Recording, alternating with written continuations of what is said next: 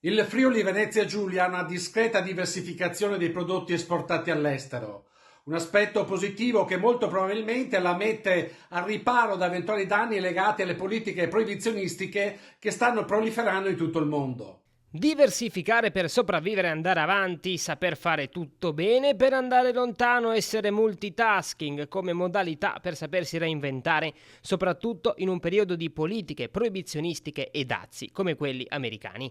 È quello che già fa, ma che dovrà continuare ancora a fare di più il Friuli Venezia Giulia, sondando anche nuovi mercati per le proprie esportazioni.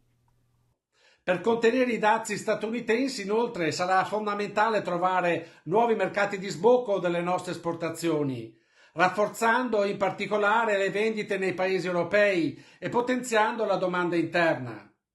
Grazie a ciò l'economia non potrà che trarne beneficio. Per questo bisogna continuare nella riduzione delle tasse per garantire maggiori disponibilità economiche sia alle famiglie sia alle imprese.